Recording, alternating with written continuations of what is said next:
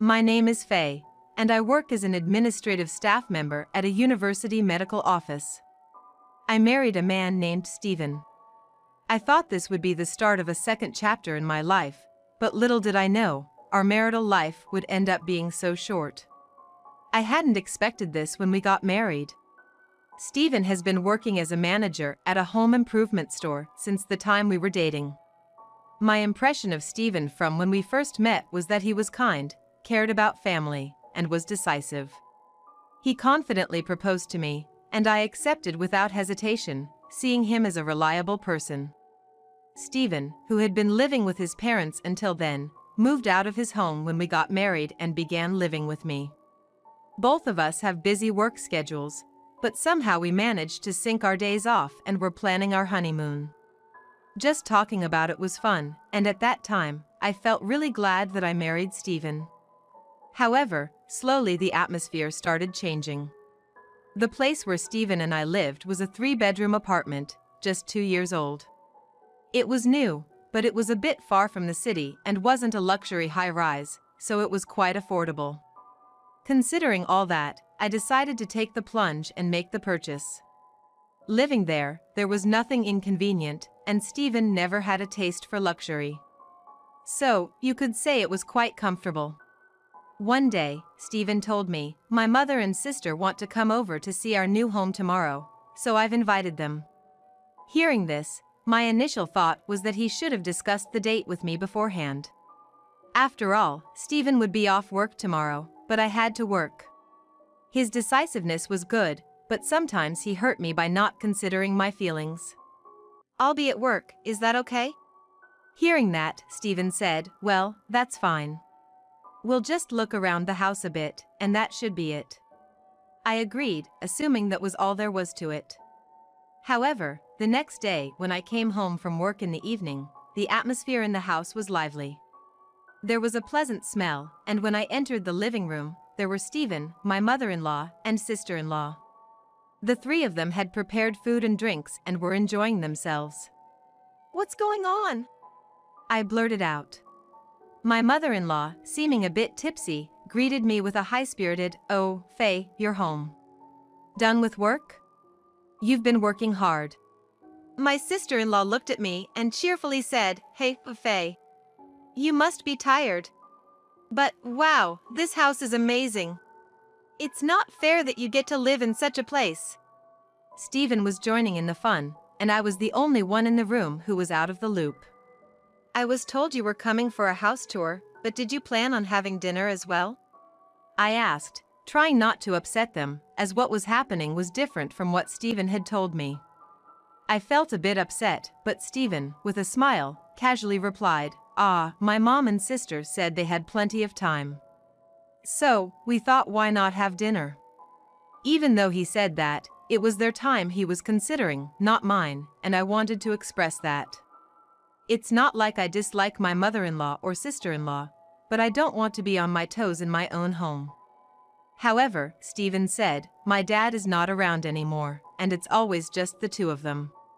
They need a change of scenery once in a while." He said this in a carefree manner. Hearing this, my mother-in-law said, "Stephen is such a kind boy.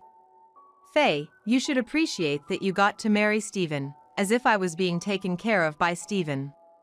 I wanted to retort, "I'm working and earning too, you know?" But then I thought, maybe it's okay to let them have a family dinner once in a while, so I decided to step back. I didn't want any conflict, and they had bought the groceries and prepared the meal themselves. But then, my mother-in-law said something that left me shocked. "But, this fridge is stocked with good meat. High-quality meat really is delicious." I couldn't believe my ears for a moment. My mother-in-law and sister-in-law were clearly using our groceries. The alcohol and the snacks my sister-in-law was eating were exactly the ones we had bought. "Huh? You didn't buy these yourself?" When I asked, my mother-in-law replied, "Well, if you have this much in the fridge, there's no need to go shopping, right? It's a hassle to go to the supermarket." She responded without any hint of remorse. And then, to top it all off, she said, "I'm tired now, so if you want to eat something, Faye, you'll have to make it yourself." I was genuinely angry at this whole conversation. My emotions were threatening to spill out. But somehow, I managed to suppress my anger and respond with a strange smile. Is that so? Well, I'll take care of my portion then. Saying this, I headed to my room. However, it seems some of my emotions may have leaked out. When I closed the living room door, it made a slightly louder bang than I intended. Immediately after, I could vaguely hear my mother-in-law and sister-in-law talking. Oh my, is she always this rough? Is she okay? My sister-in-law chimed in. Despite being in such a nice house, I wonder if Faye won't end up breaking something. Right, Stephen? Stephen casually responded, I'll remind her later. She's probably just tired from work. And after all that, my in-laws just left without cleaning up. On top of that, Stephen even came to my room and lightly scolded me. Hey, what's with all the irritation? It's not nice to my moms, you know? But honestly, having all this done without my permission and them leaving without cleaning up was too much for me to bear. When I told him this, Stephen tried to pacify me. Well, calm down. This is a one-time thing. I'll take care of the cleaning. Just relax. Of course, I wasn't convinced, but I thought it wasn't worth picking a fight over it and managed to suppress my anger. I forcibly thought of this as part of Stephen's family love and managed to regain my composure. We also have our honeymoon coming up in a month, and I don't want to ruin our relationship now. After all, this won't happen again. Now I just need to think about our honeymoon and lift my spirits. However, that honeymoon turned out to bring misfortune. A month later, we went on our honeymoon. It was a plan to spend 3 nights in Alaska. I wouldn't have minded going overseas, but Stephen didn't really have a taste for luxury. He said that staying within the country was enough, so we decided on this plan. The hotel we booked was decent, and we enjoyed the cuisine, hot springs, and northern lights, spending wonderful days. And as planned, our delightful journey was coming to an end. We were heading home. I felt a little sad that it was over. We talked about making another plan someday. However, we were just about to arrive home. Suddenly, I remembered something as we were getting here. Come to think of it, I wonder if I locked the bathroom window before leaving the house. We live on the 4th floor of an apartment building, and the bathroom window is small, so I don't think there's any need to worry about a burglar breaking in. However, I remembered it out of the blue, and when I mentioned this to Stephen, he casually responded, "It'll be fine, my mother and sister are there." I was perplexed. Huh? My mother-in-law and sister-in-law are at our house now? I didn't hear about this. When I reflexively asked that, Stephen, with a calm expression, said, "Oh? Didn't I tell you? They said they'd clean up while we're away. It's really helpful, you know. Dust piles up after 3 or 4 days." He said it so cheerfully. So that's it. He had given the house keys to my mother-in-law without my knowing. When I heard that, I became upset again. From then on, I barely spoke to Stephen and hurried home faster than usual. I couldn't help but worry about what was happening in our house. Upon arriving home and entering the living room, as expected, they were having another party. Moreover, dishes made from food likely taken from our refrigerator were lined up. "Oh, you're back? Did you have a good time?" My mother-in-law called out to us casually. Of course, I was in no state to give her a proper answer. She said something about cleaning up, but the place was messier than before. And on top of that, there seemed to be more bags from my mother-in-law and sister-in-law. When I saw all that, I could almost hear the last straw breaking inside me. "Enough! What are you doing? Please go home. This is our house. It's a problem if you keep doing as you please." I couldn't help but blurt out my frustrations. Upon hearing this, my mother-in-law said, "Oh Faye, why are you so upset? Aren't you in no position to say that? This is Stephen's house, so there should be no problem whatever we, as his family, do." My sister-in-law chimed in with a somewhat arrogant attitude. "That's right, Faye. If anything, we should have more right to live here than you. I just can't understand their way of thinking. Hey! I'm paying for this house too, you know. It's my house as well. So, I need you to get my permission too. I was filled with a feeling that I didn't want to hold back anymore. There was also a concern that if I didn't retort, they would get carried away. But what drove me further was the unexpected Stephen. Hey Faye! You need to stop. How can you speak to my family like that? We're all going to live here from now on. Don't be so selfish. Upon hearing his words, I was momentarily stunned. Live with these in-laws? Was it decided without my knowing again? When that thought crossed my mind, I couldn't help but retort back to Stephen. So, why do you decide on your own without telling me? Can't you consult with me at least once? Who's being selfish here? Don't be ridiculous. The cheerful atmosphere from our honeymoon trip was nowhere to be found. The room had completely turned into a battlefield. But it was Stephen, as always, who put an end to the tension. Enough! If you hate living here so much, Faye, you can leave. He commanded, as if to finish me off. But his words had the opposite effect on me. They cooled me down. I must have come to realize that I couldn't go on living with these people anymore. And if that's the case, there's no reason for me to stick around with Stephen and the others. I could have asked Stephen, who said such a thing, "Are you sure about that?" but I didn't. However, my desire to avoid further involvement was stronger, so I allowed myself to say it casually, all the while grinning. Okay, got it. I'll be out of here in no time. I don't think my mother-in-law and sister-in-law understood why I was smirking, but they'll find out eventually. Afterwards, I quickly packed up only the essentials and left the house. Stephen's parting words were, "Cool off for a while," but I was already cool and had no intention of returning. He seems to think I'm coming back. I contacted my parents, asked to stay with them temporarily, started preparing for divorce, and began looking for a new place to live. Stephen tried calling me a few times, but I ignored him because I was busy with various things. But after about 2 months, I had settled into my new place. Remembering that I still had belongings at the house I shared with Stephen, I decided to take his call for the first time in a while.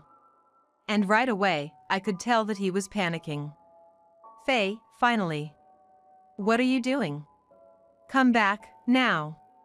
He repeated this in a rush. That's right, Stephen thought I was coming back, I remembered. So, I answered firmly. No, I'm not coming back.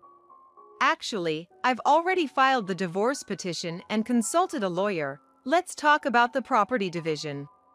He was stunned. Huh? Divorce? Please, not that. I can't deal with that right now, he pleaded, becoming even more frantic. To be honest, I had a pretty good idea of what was going on. When I asked, "What's the matter?" he replied, "I'm broke. I'm already in debt. So come back quickly." Well, that was to be expected, I saw it coming. He must have thought he could afford to kick me out because I would come back. But sorry to disappoint, he was wrong. Stephen wasn't making much to begin with. I think his take-home pay was about $2,000 a month. But the monthly mortgage for the condo we bought was $2,000. So how was he paying for it? I was paying $1,500, and he was only putting in $500. I was earning over 3 times his salary, so that wasn't a problem. That's why I was covering all the other expenses, like utilities and groceries. Even our honeymoon had to be modest because he said he didn't have any money. I realized at some point that he didn't lack expensive tastes, he just simply didn't have the income. So once I left, he had to pay for everything on his own. The condo was in his name, and the payments were taken from his account. So, once I left, he lost the $1,500 I used to give him every month. Moreover, Stephen's jobless mother-in-law and sister-in-law are living with him. This is certainly going to add to the living expenses. So, it was only natural for me to be upset when Stephen made decisions about the house on his own or casually used things from the fridge. With just his salary, they wouldn't last a month. A life drowning in debt is a given at this rate. My mother is furious. She asked me, "Why did you kick Faye out? Anyway, come back home right away and do something."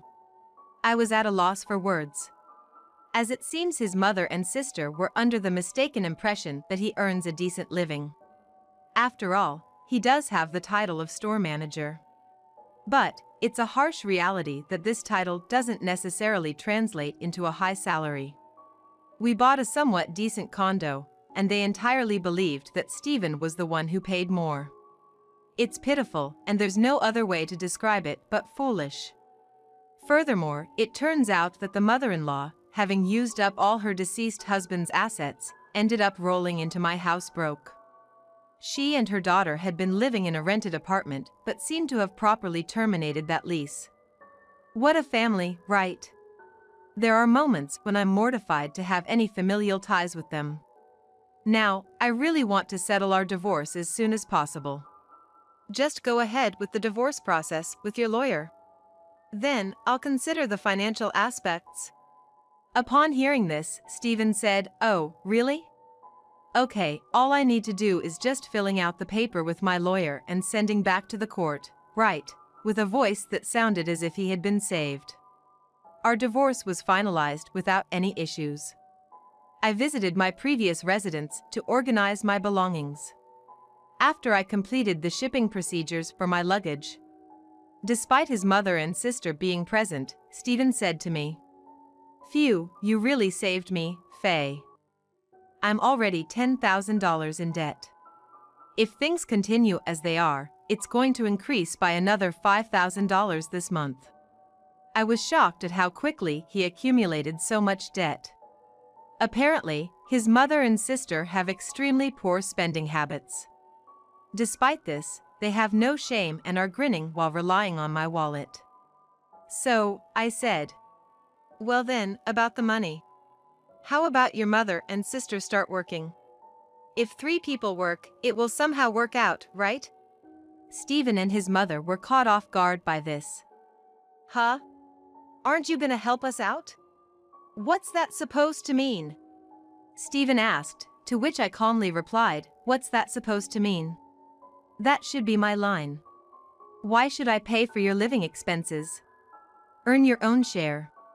I didn't say I would pay, I said I would think about it.